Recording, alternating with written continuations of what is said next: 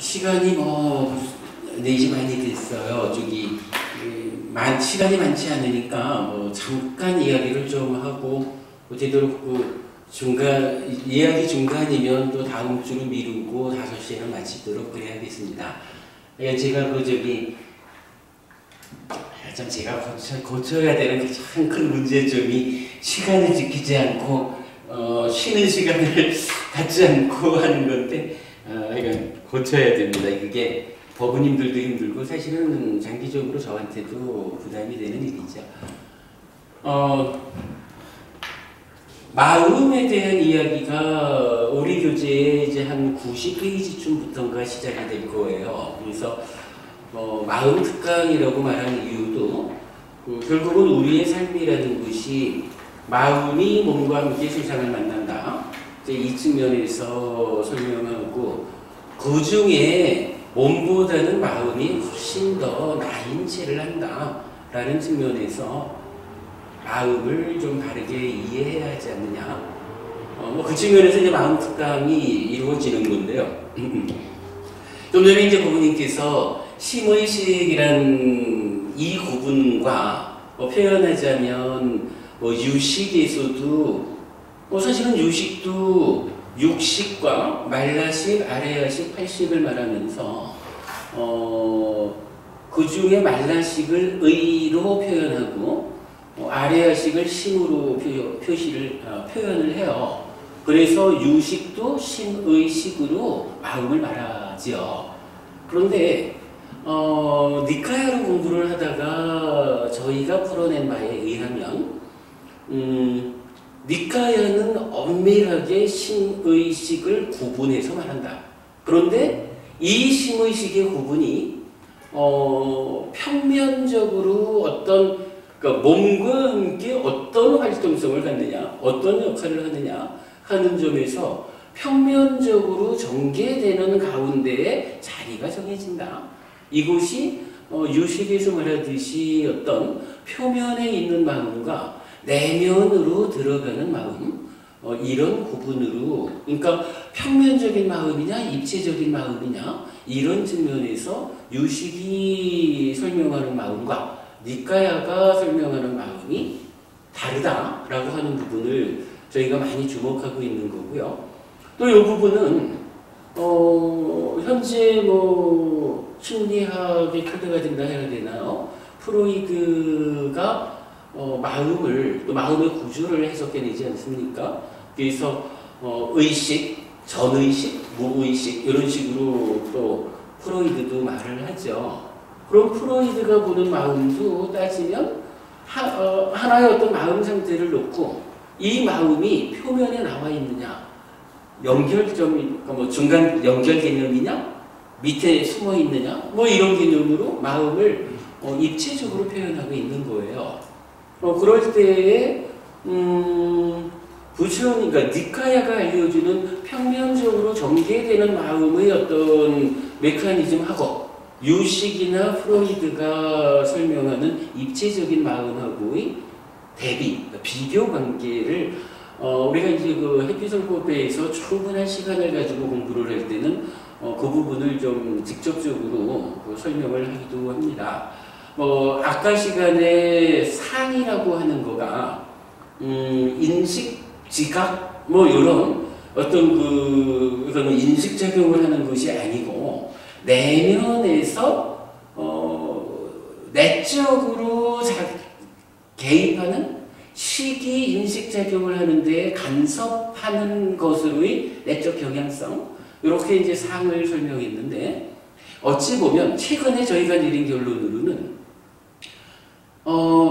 요 상이라고 하는 것이 색수상인식 5온의 일부니까 5치온의 나로 보면 나의 일부잖아요. 그래서 그러면 나를 구성하는 것 중에 하나죠.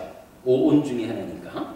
그런데 심의식이라고 하는 요 마음의 입장, 몸과 함께 세상을 만나는 마음의 입장에서 보면 비록 커다랗게 사카야, 나라고 불리는 5치온의 입장으로는 나의 일부지만 그 중에 주인 행세를 하려는 마음의 입장에서 보면 마음은 자기가 아니라, 그러니까 상의 문제, 상이 병든 거를 우리가 번뇌라고 하는데, 번뇌를 소멸하자. 살아가는데 번뇌라고 하는 것 때문에 생겨나는 어떤 마음의 문제가 있다면, 요 번뇌를 소멸해서 마음의 문제를 해결하자라고 할 때, 요게 어찌 보면 프로이드식으로 접근을 할 때는 무의식의 문제를 해결하자라고 하는 요게 마음 내부에, 그러니까 어찌 보면 내가 내 안의 문제를 풀자, 요런 접근이 될 수가 있어요. 프로이드나 유식이나 이렇게 우리가 같이 그런 측면에서 볼 수가 있는데, 이제 심의식이라고 하는 요 마음의 전개 과정의 상이라고 하는 것이 오치온의 일부이기는 하지만 마음으로 보면은 마음 자체가 아닌 무언가 대상이다. 요런 관계로 보면 삶의 과정에서 생겨나는 어떠한 문제, 번뇌 때문에 생겨나는 문제를 이제 마음이 마음 속의 거를 푼다라는 개념이 아니라 마음이 기능과 함께 해가지고 비록 오치온이라는 커다란 나의 일부기는 하지만 대상이 되는 어떤 것의 병들을 치유하자. 요렇게 접근하는 거의 차이가 있거든요. 사실 요거는요, 우리가 이제 좀 더 상세하게 연구가 필요한 부분이지만, 마음이 마음의 문제를 해결하자라고 하는 유식이나 프로이드의 접근보다 마음이 상이라고 하는 것을 나 아닌 것을 대상으로 그 문제를 해결하자라고 하는 요것이 훨씬 더 현실적으로 해결 가능한 방법이 될 거다. 우리 삶을 마음만으로 보지 않은 거죠, 부처님은. 우리 삶을 보면서 이 삶에서 생겨나는 다양한 문제의 원인을 어떻게 보느냐 하는 데서 부처님은 오치온이라고 하는 커다란 나, 사카야, 자기 존재라고 하는 것, 그리고 그거를 구성하는 요소로서의 좀 더 세밀한 내가, 마음이라는 내가 마음 아닌 것으로의 상을 대상으로 치유해가는 훨씬 더 현실적인 가능성이 큰 이러한 마음 공부를 니까야를 통해서 우리가 할 수 있다. 뭐 이런 부분을 요즘 우리 법회에서는 자주 이야기를 합니다. 그러니까 시간을 두고 계속 더 연구가 필요한데, 어쨌든 이제 유식이나 프로이드의 마음과 니까야가 알려주는 마음이 구조가 다르다라는 부분을 좀 말씀드리고 싶어요. 시간이 많지 않으니까 아까 그 사실과 나의 문제 두 가지를 놓고 좀 폭넓게 오늘 여러분 나눠드린 12페이지짜리 교재, 그러니까 사실과 나에 대한 검토, 이 부분에 대한 이야기는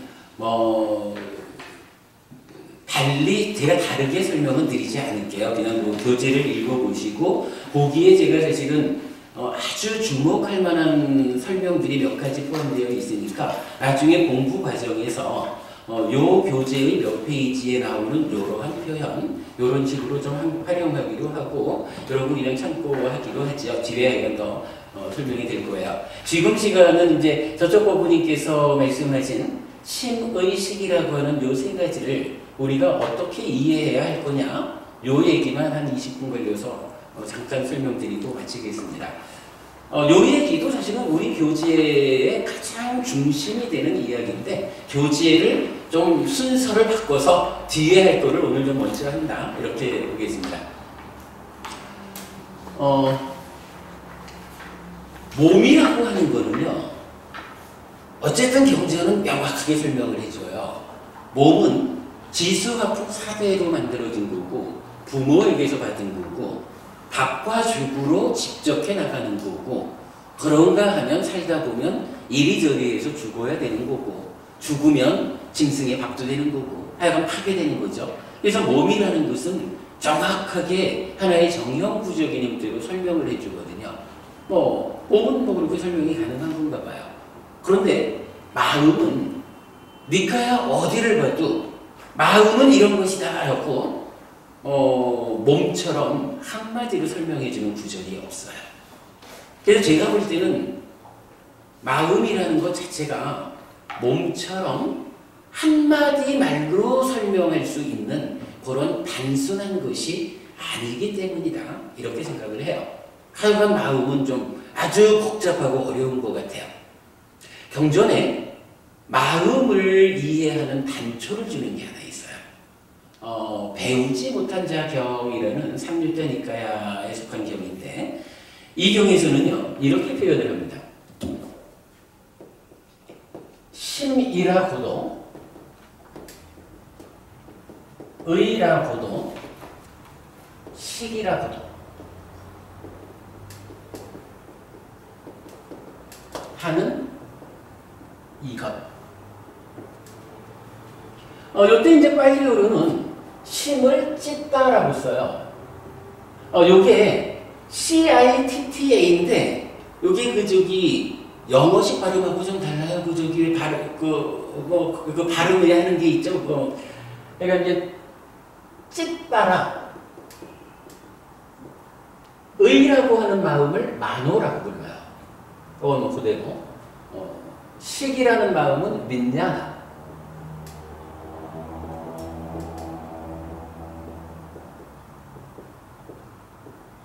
장음이에요, 장음.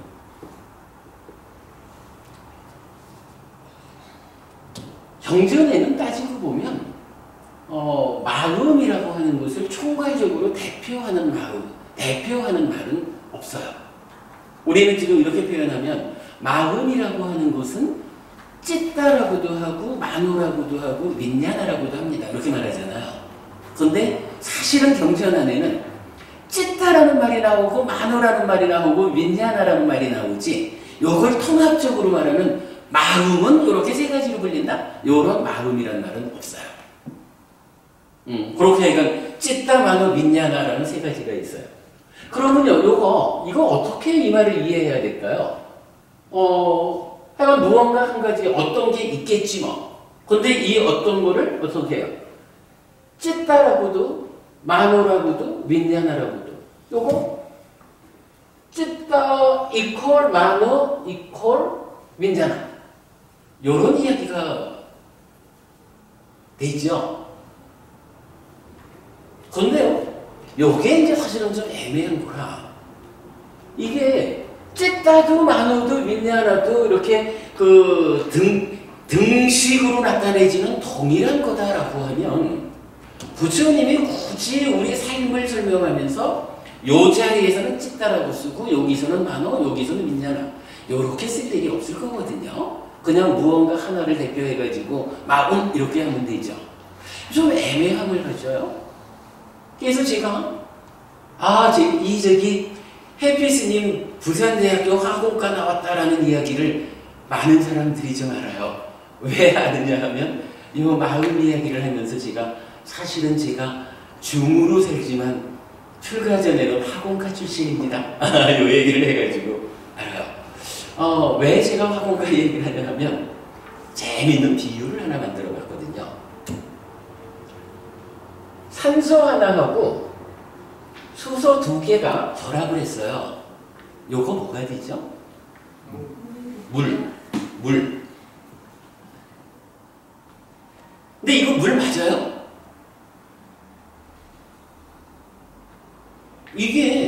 사실은 이게요, 좀 묘해요.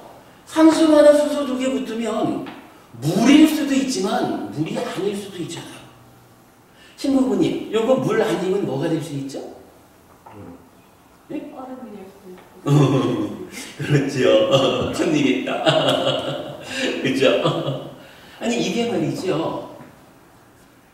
산소 하나, 수소 2개가 붙었는데, 여기에 요런 요소적인 거 말고, 어차피 세상은 조건 지어진 거 아닙니까?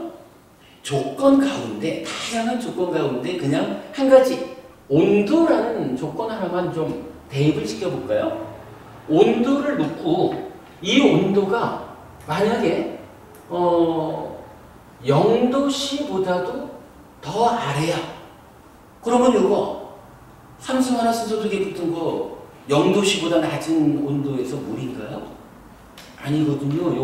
요때 얼음이라고 불러요. 그죠? 온도라는 조건이 0도에서 100도까지 있으면 요거는 물이라고 하는 게 맞거든요. 보통은 요거 물이죠. 그런가 하면 이제 다시 온도가 100도씨보다 올라가 버리면 이건 다시 물이 아니라 수증기가 되거든요.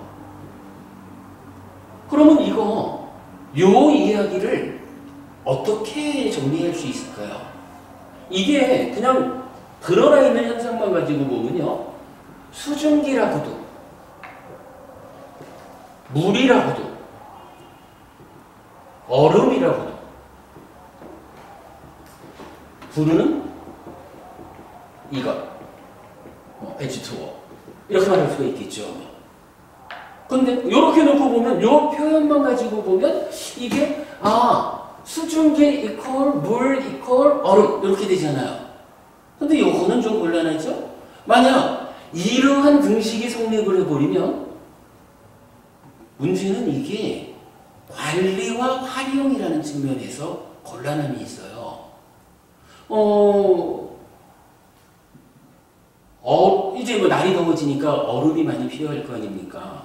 그러면 이 얼음이 이만큼 필요한데, 아이고, 얼음이라는 게 물하고 같은 건데 뭐, 이래가지고, 그냥 얼음덩어리 하나 있는 거를 뭐 어디 그냥 밖에다가 꺼내 놓으면 조금 있다가 시원한 얼음이 필요해. 라고 해서 가보면 얼음은 없는 거예요. 어떻게 되나요? 얼음으로 관리되지 못한 거죠. 얼음으로 관리되지 못했고 그러다 보니까 얼음으로 활용되지 못하는 거예요. 그러면 어떻게 돼요? 얼음으로 잘 관리해서 필요할 때 얼음으로 활용할 수 있어야 되는데 이게 활용되지 않으니까 어떻게 돼요? 이것 때문에 불만족이 생기잖아. 요런 말이 타당하죠. 그러면요, 관리와 활용의 면에서 불만족을 만들지 않으려면 우리가 요 수증기라고도 물이라고도 얼음이라고도 부르는 H2O 요거를 좀 다시 봐야 될 필요가 있어요. 그래서 좀 눈여겨 들여다보니까 이게 표시 안 해도 말로는 맞는데 좀 상세하게, 즉 말 자체를 넘어서서 불만족을 만들지 않기 위한 관리 활용의 측면까지를 감안해서 보니까 사실은 저기에 온도라고 하는 하나의 조건이 숨어 있었네. 이게 되는 거죠. 그러면 이제 이 부분 불만족을 만들지 않으려면 이 표현을 어떻게 해야 될까요? 저 조건을 표시를 해줘야 돼요. 그래서 온도에 따라 온도라는 조건에 따라 이렇게 할까요? 아주 온도라는 조건에 따라 수증기라고도 물이라고도 얼음이라고도 부르는 이것 H2O 이렇게 우리가 정확하게 알면 이제 이거 날이 덥다 얼음이 좀 필요하다 해서 얼음을 사왔다 그러면 이 얼음을 현명한 사람이라면 이 얼음을 냉동실에 보관을 할 거라고요. 왜? 내가 필요한 그 용도에 맞게끔 관리를 하려니까 얼음이 필요하면 녹지 않은 채로 유지되게끔 냉동실에 관리를 해야 되죠. 그래야 내가 필요할 때 그 얼음을 활용해가지고 시원하게 냉커피를 마신다 할까? 뭐든 수박을 쪼개가지고 화채를 만든다 할까? 뭐든 필요할 때 활용할 수가 있는 거거든요. 이게 조건이라는 것이 알려지느냐 알려지지 않느냐에 따라서 표현도 달라지지만 정작 그 관리 활용이라는 것에 의해서 내 삶에 불만족이 생기느냐 생기지 않느냐 이 부분이 결정되거든요. 우리가 지난주에도 공부했지만 불교라는 게 별 게 있나요? 부처님 나는 오직 고와 고멸을 말했을 뿐이다 이거잖아요. 그러면 이러한 조건을 잘 주목해가지고 조건에 따라서 관리 활용이 잘 되면 괴로움을 만들지 않을 거고 그거 제대로 몰라가지고 관리 활용이 안 되면 괴로움을 만드는 거잖아요. 요거 정확한 비유가 되죠. 요 비유 만든 것 때문에 혜비스님 학원가 나오더니 H2O도 안 해? 요래 된 거예요. 사실은 학원가 안 나와도 이 정도야 요새는 뭐 중학교만 나와도 다 알 것 같은데 학원가 나온 사람이 하나 더 아는 것은 요 각도가 120도다. 요게 뭐 필요하지 않겠지만 요 수소 두 개가 120도의 각도를 가지고 있다 하는 거를 알아요. 이런 비유를 마음에다 한번 적용해 보죠. 마음이 심이라고도 의라고도 식이라고도 하는 이것하고 배우지 못한 자 병에서 알려주고 있는데 이거를 그냥 찝다도 나눠도 민냐나도 같은 것이다. 한 가지다. 요렇게 이해를 하면 어쩌면 고와 고멸이라고 하는 불교의 두 명제를 놓고 요거 조금 더 확장하면 고진멸도 사성제 해가지고 괴로움을 만드는 조건으로의 가래 또는 시비연기, 괴로움의 소멸을 만드는 조건으로의 활정도 또는 사마타 위파사나 이런 수의 이런 부분들이 알려지겠죠. 그런데 만약에 이거를요 그냥 나와 있는 요대로만 놓고 찌따와 마나와 윈냐나는 같은 것이다. 요렇게 우리가 이해하고 경전을 보게 된다면 경전은 여러 곳에서 어쨌거나 이 세 가지를 통합해서 부르는 말도 없고 부처님은 어느 경우에든지 찌따가 쓰일 자리는 찌따로 마누가 쓰일 자리, 윈냐나가 쓰일 자리를 엄밀하게 구분을 해서 쓰거든요. 근데 우리가 실제로 살아가다 보면 얼음이라는 말과 물이라는 말과 수증기라는 말은 떡집에서 물 가지고 떡 안 쓰거든요. 그죠? 분명하게 구분해서 쓰거든요. 부처님도 같은 맥락에서 동일하게 구분해서 쓰셨는데 형전이 그렇게 말해져 있는데 사실은 매우 오랜 세월 200년의 문제가 아니죠. 회피법당에서는 사실은 공개적으로 말하기를 부타보사 스님께서 청정도론을 쓰시면서 어떤 그 가르침의 기준이 청정도론이 되었다 이렇게 말해도 되죠. 많은 분들이 테라와다 불교의 구동의 준거가 청정도론이다 이렇게 이제 말씀을 하시는데 그러한 청정도론을 위시한 부타보사 스님께서 쓰신 몇 가지 주석서들에 의해서 사실은 요 마음이 니카야에서 부처님이 구분해서 쓰는 이러한 부분과 조금 다르게 1600년을 테라와다 불교의 역사에서 중심이 되어 왔죠. 실제로 1600년의 과정을 불교에서는 어떻게 했냐 하면은 찌따와 마노와 윈냐나는 같은 것이다. 그래가지고 우리가 먼저 그 주석서 같은 데를 보면 그 가운데 마노가 이렇게 조금 다른 자리에 나타나는 것을 좀 표현하기도 하지만 특히 찌따와 윈냐나는 이건 100% 같은 거다. 이렇게 설명을 한다거나 찌따, 마노, 윈냐나 이 세 가지가 관리 활용의 측면을 위해서 무엇을 조건으로 이렇게 다르게 쓰이고 다른 역할을 하고 있는지 그 부분에 대해서 전혀 알려져 있지를 않은 거죠. 어쨌든 이제 우리 법회에서는 자랑스럽게 말하죠. 니까야로 직접 푸는 이 일을 하다 보니까 어떠한 선배 스님들의 그러한 부동의 준거에 가리지 않고 경전을 보다 보니까 경전이 무언가 조건에 의해서 다르게 부르고 있는 이러한 현상을 발견하게 된 거죠. 그렇게 놓고 보니까 이제 앞으로 우리가 공부할 마흔의 메커니즘 해가지고 찌따 마노 윈냐나가 각각이 어떠한 자리에서 어떠한 역할을 하면서 우리 삶의 주인 역할을 하고 있느냐. 마음이니까 삶의 주인 역할을 하겠죠. 그런 부분을 정확하게 발견하게 되었죠. 그게 이제 우리가 말하는 마음의 메커니즘이죠. 자, 이걸 이제 결론으로 보면 이렇게 해야 되겠죠. 무언가 하여간 조건이라는 것을 보고 조건에 따라 찌따 만호라고도 윈냐나라고도 하는 이것. 경전은 사실 요것까지로만 끝나겠지만 그냥 우리 한국 사람이 쓰는 표현으로 하면 윈냐나라고도 하는 이것 마음 뭐 이런 식으로 우리가 표현을 할 수가 있겠죠. 그리고 나면 이제 H2O의 경우에는 온도라는 조건이 명확했는데 마음의 이야기를 할 때는 무엇을 조건으로 찌따라고도 만호라고도 윈냐나라고도 부르는가 하는 부분을 이제 공부하는 게 이 마음 공부의 가장 중심이 되죠. 결론은 이렇게 나와요. 대상과의 관계 맺음을 조건으로 이렇게 보면 돼요.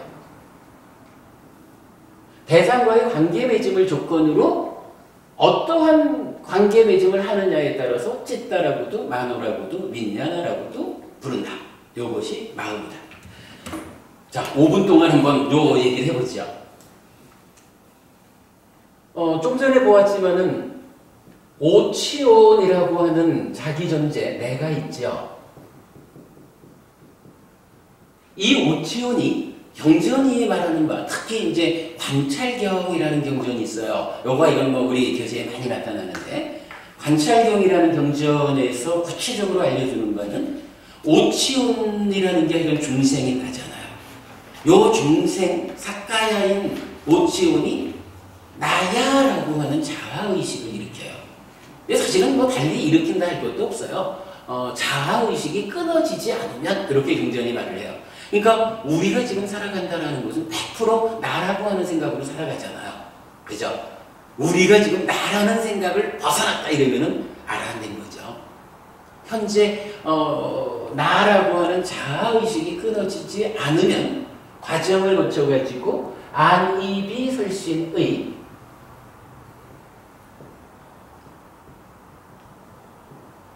라는 융네이처가 생긴다라고 말을 해요. 그러니까 융네이처가 활성화된다. 이렇게 말을 해요. 뭐 쉽게 아는 거지만 안이비설신의 융네이처가 있으면 색성형 미촉법 융웨이처가 함께하겠죠. 아까도 말씀드린 거지만 나라고 하는 존재가 혼자 있을 수는 없잖아요. 내가 있다라고 하는 것은 너와 함께 하는 거잖아. 안이비설신의라고 하는 융네이처, 지금 이 순간 세상을 만나는 감각 주관으로의 나죠. 요 안이비설신의 융네이처 이러는데 여러분 저기 혹시 육근이라는 말도 아시죠? 안이비설신의 육근이죠. 육근하고 육네이처하고가 어떻게 다른지 혹시 아시는 분 계셔요? 요거 어려워요. 우리 저기 뒤에 좀 자세히 알기로 하고, 우리 서울법회에 오신 연세 지긋하신 법우님은 이렇게 말씀하셔요. 저를 그러니까 법회에 처음 오셔가지고 스님, 육네이처가 뭔지 설명해 주십시오. 이래가지고 제가 여기서 시작하면 안 돼요. 이 엄청 복잡한 이야기를 저 앞에서부터 해가지고 여러 해가지고 10 더하기 근, 마음과 감각 기능이라는 두 가지가 더해져가지고 지금 이 순간의 감각 주관으로 내가 너를 보잖아요. 눈이 혼자서 보지 못하죠.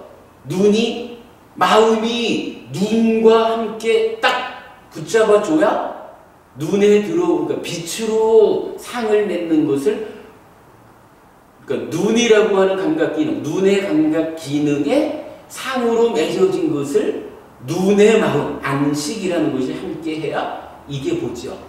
아무리 저기 김영갑 법우님, 제 눈에 법우님의 상이 맺혀 있다 해도 내가 지금 이게 무슨 소리지 하고 내 마음이 귀로가 있으면 상은 맺혀도 저는 법우님을 안 보잖아요. 요런 거 마음하고 감각 기능하고가 합해진 상태를 경전은 안 이렇게 불러요. 경전은요, 안식, 안근, 안. 눈의 마음, 눈의 감각 기능, 눈. 요 세 가지를 엄밀하게 구분해서 써요. 그래서 육근하고 육내입절은 전혀 달라요. 요거 이해하는 게 불교 공부에서 차지하는 비중이 무지하게 커요. 하여간 이제 우리 서울 그 연세지 그 흑탄 법부님은 저한테 그러셔요. 그거를 제가 딱 설명을 해드리니까 아직까지 육내입자가 무엇입니까? 라는 질문에 대해서 답해 주신 분은 헬피스님 한 분입니다. 이렇게 말을 할 정도로 어려운 주제예요. 근데 우리 뒤에 공부하기로 하고요. 하여간 여기서는 한 가지 육내입처라는 것이 육근하고는 다른 것이다.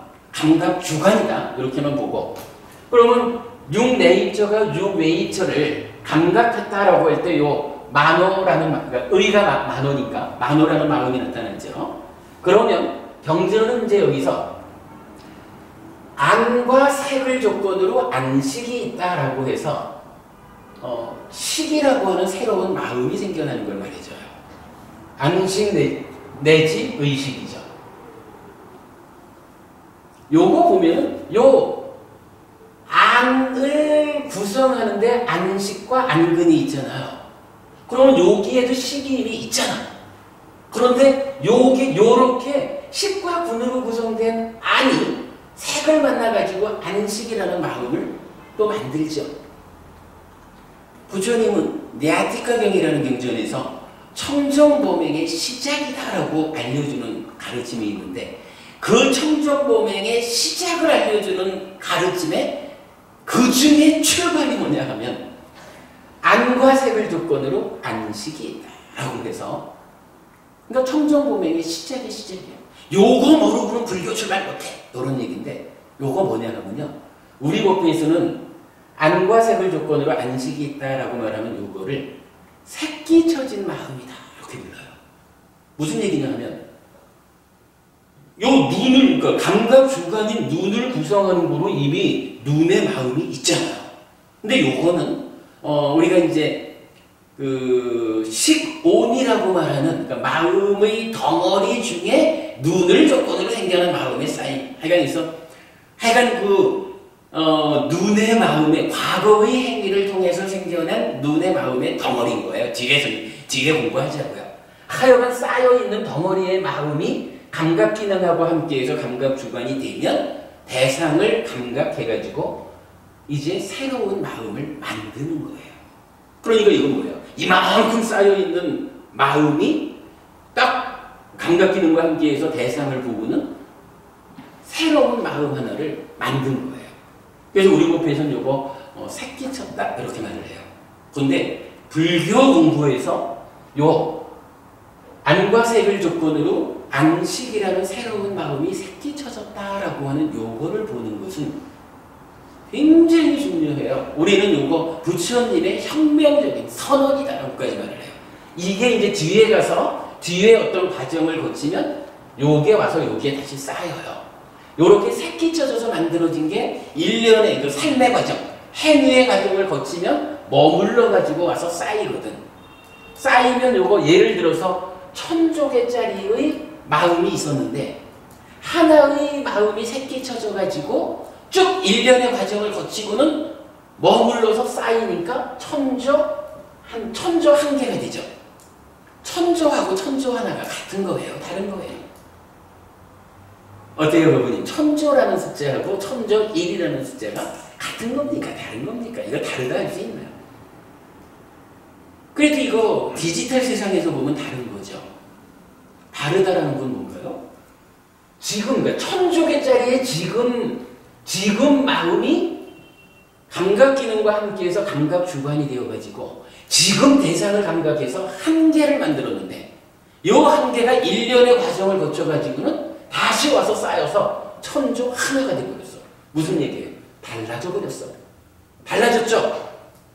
만약에 이렇게 새로운 마음이 새끼쳐져서 생겨나지 않으면 우리 마음이라는 게 무아라고 하는 마음이 변화하는 과정이 설명돼야 우리 마음이 본질적인 게 아니라 조건 따라 변하는 그런 마음이 되잖아요. 요거 하여간 안과 색을 조건으로 안식이 생긴다라는 요 말 하나가 부처님은 요거를 청정보명의 시작이라고 알려주는 개성 중의 출발 자리로 삼고 있고, 우리는 이러한 이유 때문에 부처님께서 무아, 우리의 삶이 나라는 존재 자체가 무아다라고 하는 것을 선언하는 그야말로 혁명적인 선언이다. 요 마음이 생겨나는 요 부분이 알려지지 않으면 우리 존재가 지속적으로 변화하는 무아적인 존재다라는 게 설명이 안 될 거예요. 근데 하여간 요렇게 이제 식이 생겨나요. 그럼 여러분 다 아시겠지만 내입조, 외입조, 식 세 가지가 만나는 거를 삼사화합, 촉 이렇게 말하죠. 삼사화합, 촉 하면 어떻게 되나요? 경험, 느낌, 수가 생겨나죠. 그리고 보통은 이 수를 인식한다라는 자리를 상으로 말하죠. 그런데요, 경전이 마치마니카야 43번 교리문답의 큰 경. 이건 워낙 중요한 이야기이기 때문에 경전을 명확히 말해야 돼요. 마치마니카야 43번 교리문답의 큰 경에서는요, 이렇게 말을 해요. 요 생겨난 식, 윈냐나를 놓고 왜 윈냐나라고 합니까? 라고 하면 위자나띠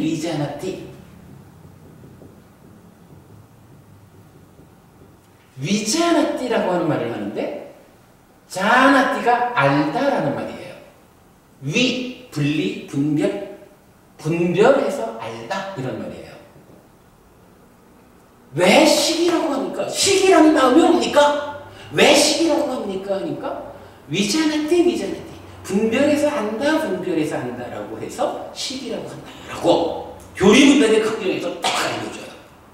무엇을 분별해서 합니까? 라고 하니까 요 수라는 것은 락고 불고 불락이죠. 즐겁다, 괴롭다, 그렇지 않다.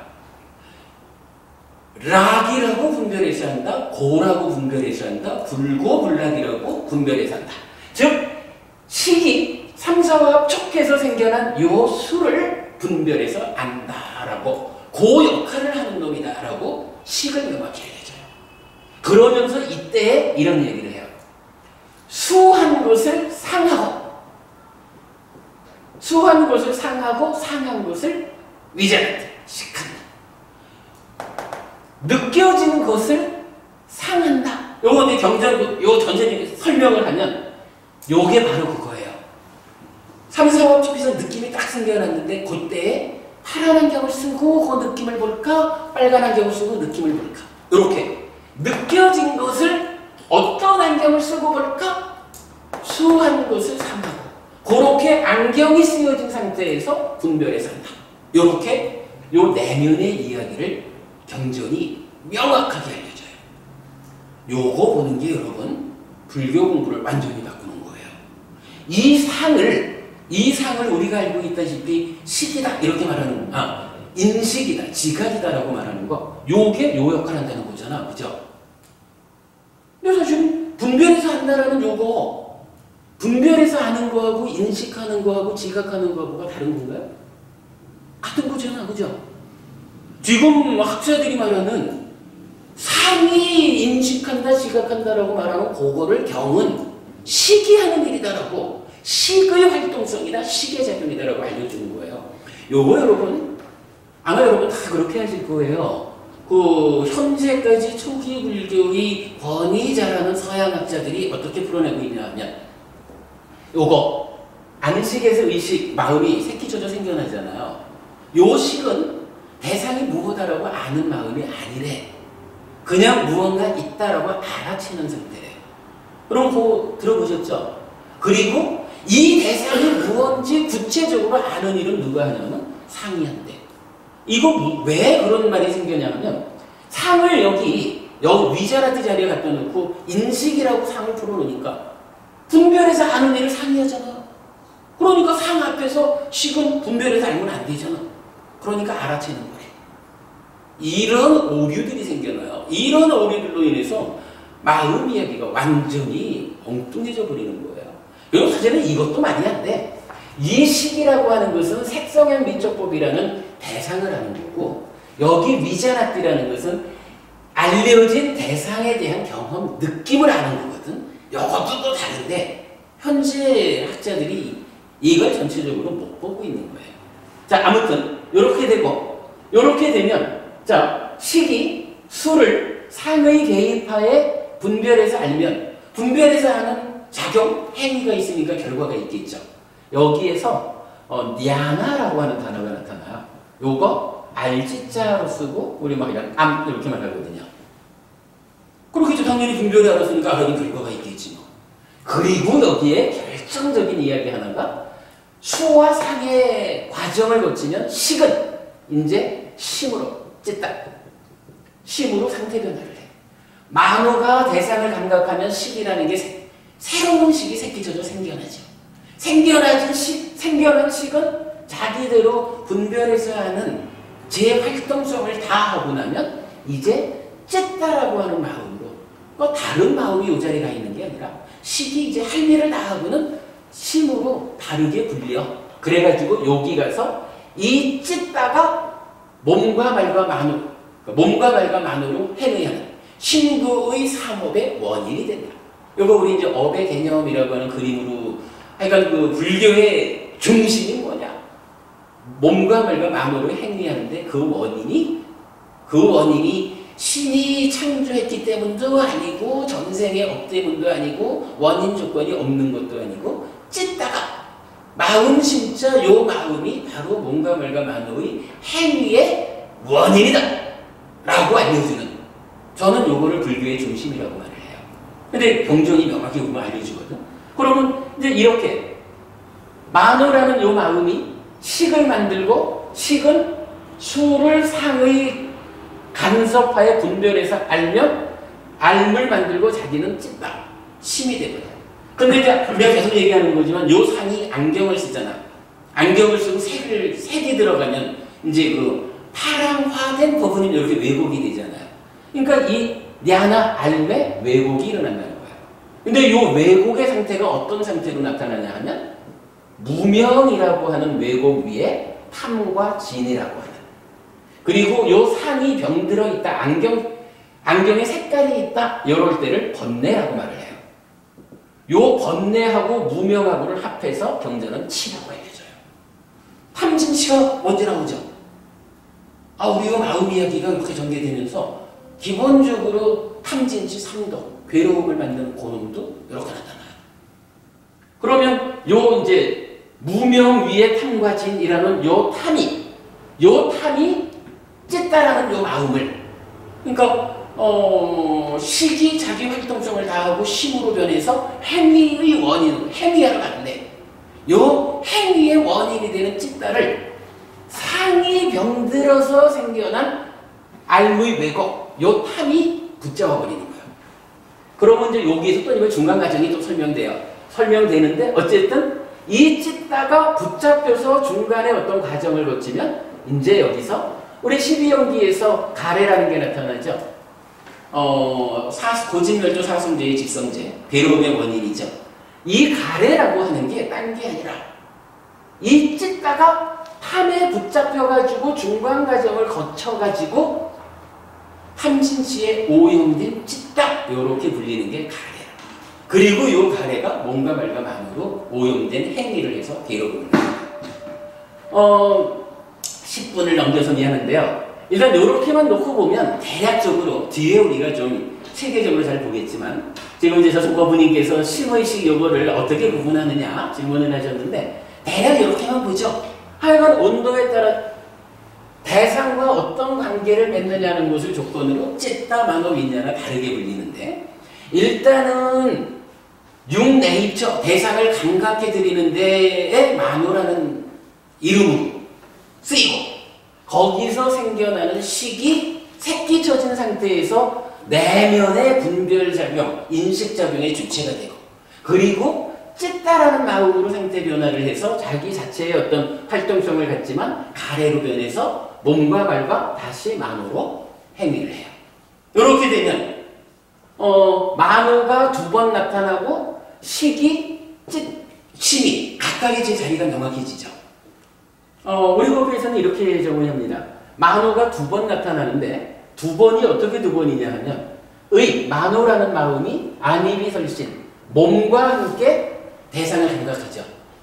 그러니까 만호가 지 혼자도 하죠. 물론 의가 법을 감각하기도 하니까 지 혼자의 일도 하지만 그냥 보편적으로 보면 예 들어가셔요. 만우라는 마음은 몸과 함께 대상을 받아들이는 이런 자리에 있죠.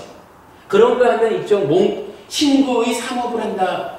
신구의 삼업 행위한다라고 할 때는 만우가 어떻게 해요? 몸과 말과 더불어서 행위하죠. 이렇게 놓고 보면 만우라는 마음은 이렇게 정의할 수가 있는 거예요. 몸과 함께 대상을 직접 만나는 마음을 만우라고 정의하죠. 그런가 하면 식이라는 마음은 이제 대상을 분별해서 아는, 대상을 인식하는 마음을 식이라고 하죠. 그리고 심이라고 하는 것은 뭐 자기의 활동성을 포함해서 결국은 행위의 진행, 행위의 원인이 되는 행위와 관련한 상태의 마음을 찢다라고 하죠. 이렇게 찢다 만우 윈냐나가 대상과 어떤 관계를 맺느냐 하는 것을 조건으로 경전에 의하면 정확하게 정의가 되는 거예요. 자, 오늘 미안합니다. 이제 5시에 땡 치고 끝낸다 그러는 거는 또 제가 버릇을 못 버리고 15분을 넘겼는데 오늘은 그냥 그 질문에 대한 답변 겸해서 기본적으로 찢다 만우 윈냐나 심의식이라고 하는 우리 마음이 경전에 의하면 어떻게 구분되는가? 어떻게 다르기 때문에 어떠한 관리 활용에 의해서 괴로움을 만들지 않을 것이냐. 우리 아까 한 얘기로 보면 요 찢다마는 윈냐나라는 요 마음을 어떻게 관리 활용해서 괴로움을 만들지 않을 것인가 하는 그 자리에 사띠 사마디 빠냐라고 하는 기능이 도와주는 거죠. 기능의 도움을 받아서 관리 활용을 통한 괴로움을 소멸하는. 이렇게 우리가 마음, 기능, 대상 이런 전체적인 이해를 하면 되겠죠. 자, 오늘 수업이 좀 두서가 없었습니다만은 좀 중요한 이야기를 짚어보는 과정이었던 것 같습니다. 오늘 이렇게 마치고요. 다음 주에는 일단 좀 지난주 오늘 한 이야기 좀 두고 교재의 순서에 의해서 좀 재밌는 이야기, 소원이 있으셔요. 이 부분으로 들어가도록 하겠습니다. 마쳤습니다.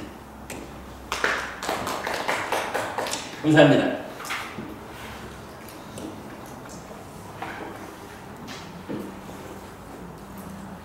저기 이제 법회는 마쳤고요. 혹시 질문이 있으시면 질문 제가 답변하겠습니다. 수요일날 예, 법회는 할게요. 원래는 우리가 5주 계획을 했다가 그 투표 휴일이라는 지적이 있어가지고 다음 주 한 주를 쉬고 가자 이래서 6주로 늘렸는데 교재를 만들다 보니까 도저히 쉬고는 안 되겠는 거예요. 그래서 이제 6주를 다 하자 그랬는데 6주 갖고도 안 될 것 같으니 걱정이죠. 그래, 하여간 뒷일은 뒤에 보시고요. 요런 이야기가 지금 우리 교재에 교재 지금 앞쪽에 보면은 뭐죠? 그 목차를 통해 가지고 상세하게 분류해 놨습니다. 그래서 이렇게 보시면은 어느 자리인지 찾을 수 있을 거예요. 네. 교재를 못 봤는데요. 네. 유식의 찢다가 유식이 어느 부분에 해당된다고 봤습니다. 저기 유식이 유식은 기본적으로 육식, 말라식, 아래야식 이렇게 8식으로 기준하잖아요. 그런데 요게 저기 유식 30성, 유식 30성인가요? 거기에 보면 요 표현이 나타나요. 요 말라식을 의로. 요 식은 식이고. 그리고 아래야식을 심으로. 요렇게 대응을 시켜놨어요. 그렇게. 예. 그렇게 이해를 하면 좀 쉽게 이해가 될 수 있습니다. 그러니까 요게 유식 30성에서인가 직접 그렇게 설해진 거니까. 설해진 대로 저도 이제 이렇게 얘기를 하죠. 그러면 하여간 유식에서는 이렇게 표면에 있는 육식과 중간 끝으로의 말라식에 내면에 있는 아래야식 이렇게 입체적으로 들어간다면 여기서 말하는 마음은 물론 표면에서 대상을 만나는 이런 측면도 있기는 하지만 그러나 이게 어떤 그 내면의 어떤 다른 어떤 역할이 아니라 그냥 마음이 여기에서부터 생겨나서 전개되어서 쌓이는 이런 하나의 평면적인 전개 과정을 보여주는 게 니까야의 마음이다. 요 입체적이냐 평면적이냐 전개되는 것이냐 이런 측면에서 구분을 할 수가 있는 거죠.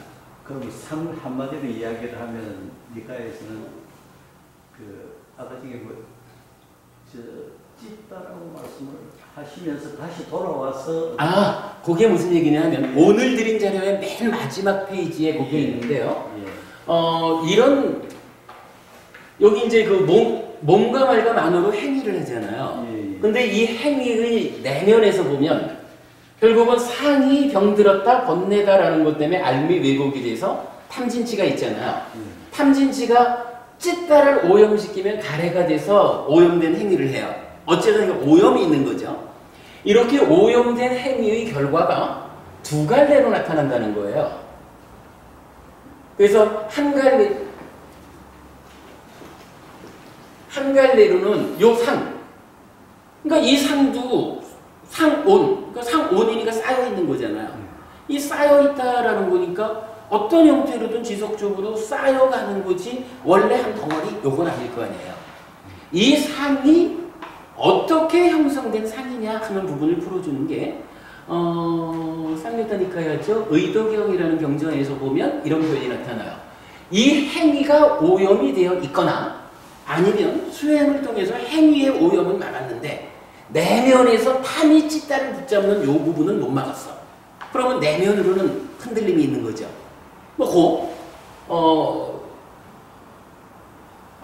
행위가 오염됐거나 행위의 오염은 막았어도 찢다가 오염된 요런 두 가지 상태를 놓고, 그러니까 이게 보면 완전히 해탈하지 않은 요런 상태를 놓고 이 행위의 결과로 한쪽 면에서는 상이 잠재한다라는 부분을 말해줘요.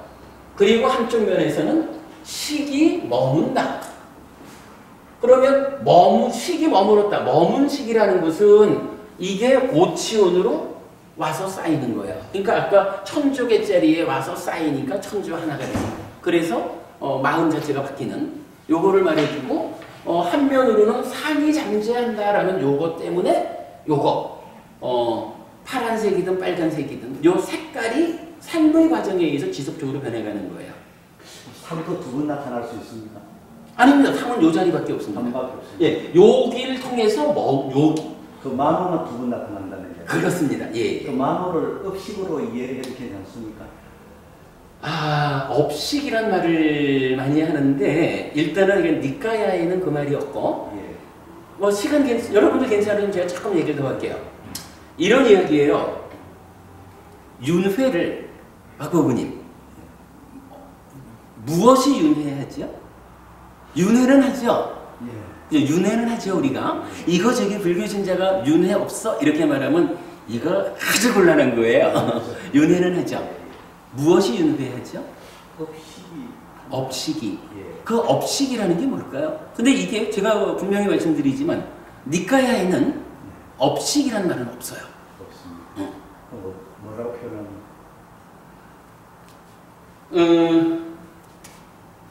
아마 이 말이 될 거예요.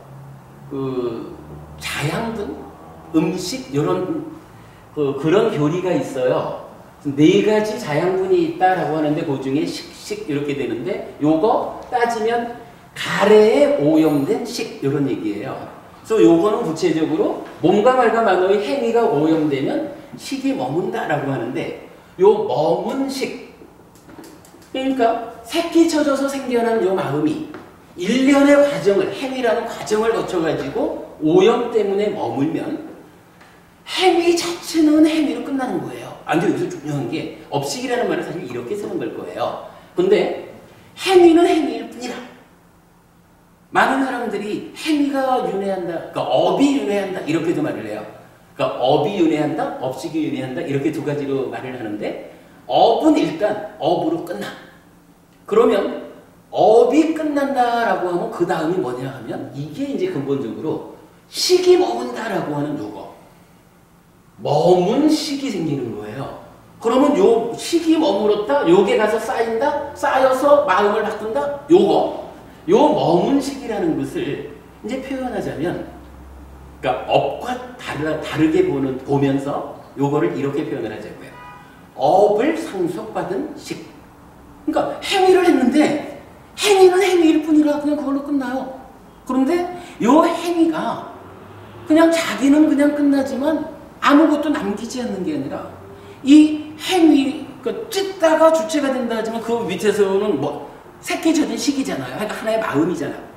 요 마음이 행위라는 과정을 거쳐가지고 욕계, 새끼, 무새끼의 어딘가에 오염 때문에 머문다라는 거거든요.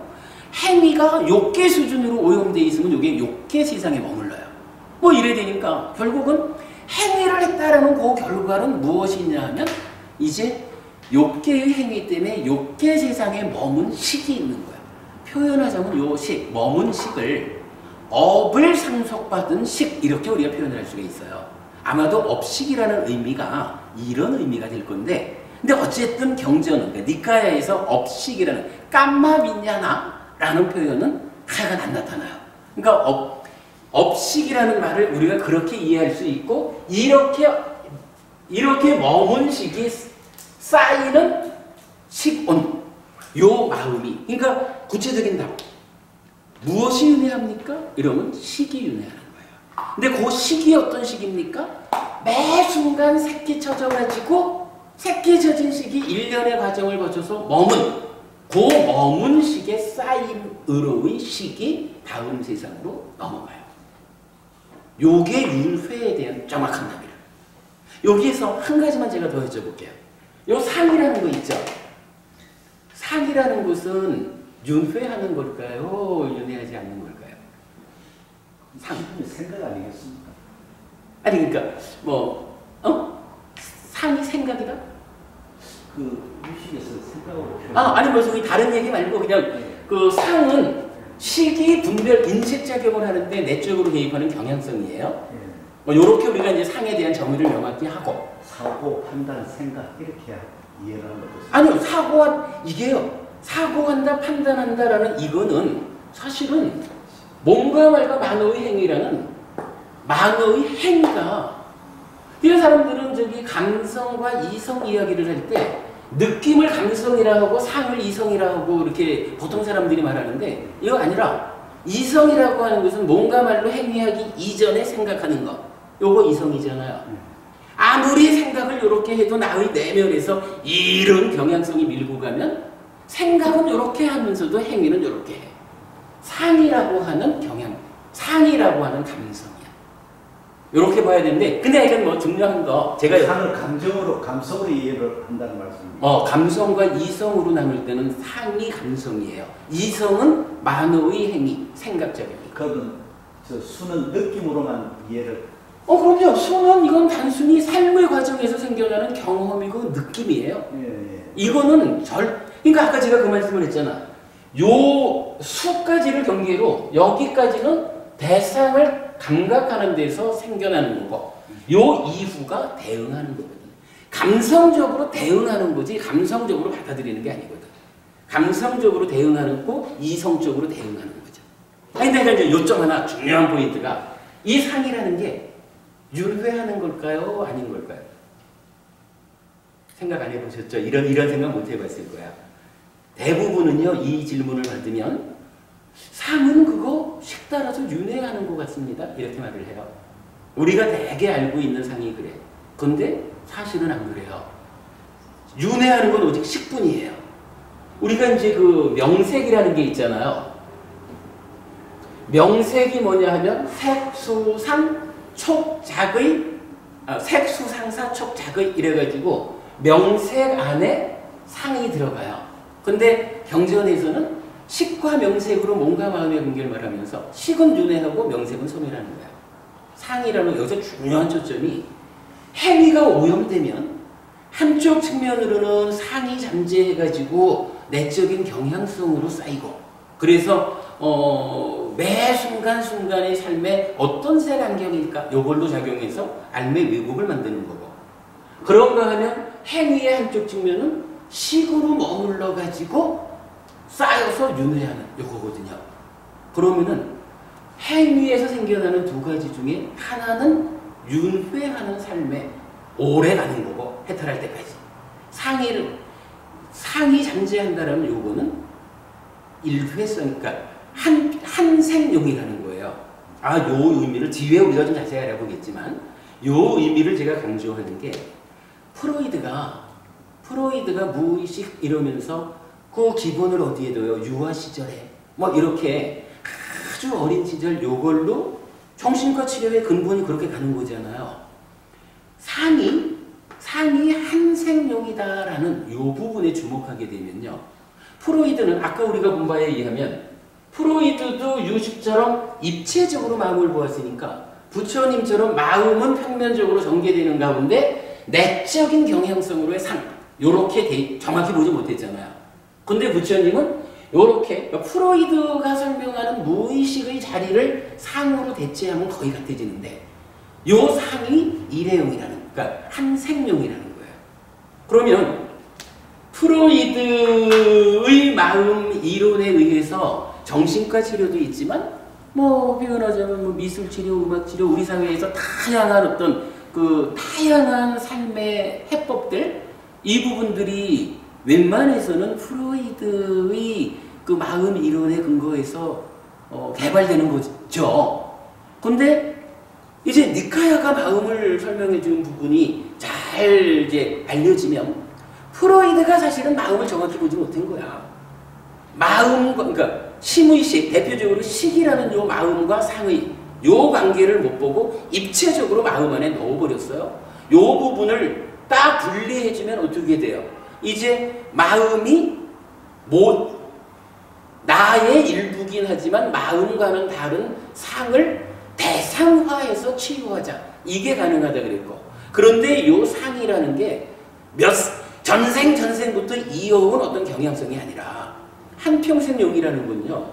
엄마 뱃속에서 응애하고 태어나는 그때부터 죽을 때까지의 한평생 동안 나의 내면의 경향성으로 쌓여가지고 이게 탐진치를 일으킨다는 거거든요. 프로이드가 말하는 어릴 때의 어떤 사건 요거하고 같은 거예요. 그러면은요, 요 상이 한평생용이다라는 요 부분을 우리가 좀 더 전문가들이 연구를 하고 그래서 어떤 기법을 만들어내면요, 사회적으로 이 인간들의 세상에서 발생하는 다양한 어떤 마음의 문제, 삶의 문제를 미술치료, 음악치료 뭐 등등등등 다양한 이런 것들이 프로이드에 의지할 이유가 없어. 프로이드보다 더 정확하게 몸과 마음 그리고 상이라고 하는 이런 총괄적인 이야기를 설명해주고 있잖아요. 니카야가 부처님이. 이 방법에 의해서 이런 데 대한 사회적 문제에 대한 답이 제공되기 시작하면 이제 불교가 그 위상이 살아나는 거라. 저는 이거 아주 중요하다고 봐요. 그럼 상은 심의식 중에 제일 가까운 부분이 어느 부분이 제일 가깝게? 심의식은 따지자면 하나예요. 예, 다만 자리에 따라서 역할이 다를 뿐이고. 그러니까 제일 가깝게 적용을 한다 그러면. 그거는 이제 그 위치가. 예. 상은 만호의 행위에 의해서 생겨나가지고 식의 분별작용, 인식작용에 개입하는 거거든요. 그러니까 작용성으로 보면 식에 가깝고 형성 과정으로 보면 만호에 가깝고 그렇게 봐야 되겠죠. 그러니까 형성 과정과 작용성, 제가 지금 또 준비하고 있는 교재가 요 상에 대해서 경전에서 보면 그래 요 상이 형성된다라고 하는 측면은 제가 아까 말씀드린 의도경 뭐 이런 몇 개 경전에서만 언급되는 것을 찾았고 상에 대한 경전 이야기는 대부분 요 상의 병든 상태, 그러니까 상이 욕계 수준으로 병들어 있다면 요거를 어떻게 색계 무색계로 올리고 아예 해탈하는 상으로 바꿀까, 요런 상을 쌓여있는 상을 대체하는 방법을 엄청 다양하게 경전이 말해줘요. 그래서 우리가 무상의 상이라든가 세상에 즐길 거라고는 하나도 없다라는 상이라든가 다양하게 나타나거든요. 그런 이야기, 상만 가지고 지금 자료를 하나 준비하고 있는데 지금 한 40페이지 정도 대충 정리가 됐어요. 그거 가능하면 여러분 요 마치기 전에 만들어 드리려고 그래요. 상 어려운 거예요. 반갑습니다. 맞추시죠?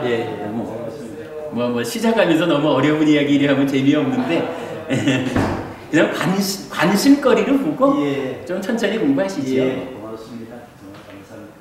아, 정말 니까야가 아주 정확한 답을 주는 거예요. 따지면 저처럼 썩 잘 공부하지 못하는 사람이 몇 년 걸려서 요 정도 찾아냈으면 정말 이제 공부를 잘하는 분들, 또 빨리어를 잘하는 분들, 뭐 이런 공부를 업으로 삼는 분들이 이 공부에 좀 함께 그룹화되어 가지고 니까야에 대한 본격적인 연구가 들어가면 머지않아서 세계 불교의 중심이 한국으로 옮겨올 거다. 저는 그렇게 봐요.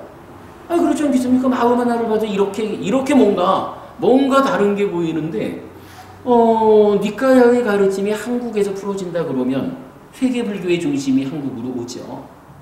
우리 학생들이 옥스포드니 스리랑카니 유학할 이유가 있나? 외국 학생들이 니까야를 공부하려면 한국으로 가야 됩니다. 이러고 와서 우리말 배워가지고 니까야 공부하겠죠.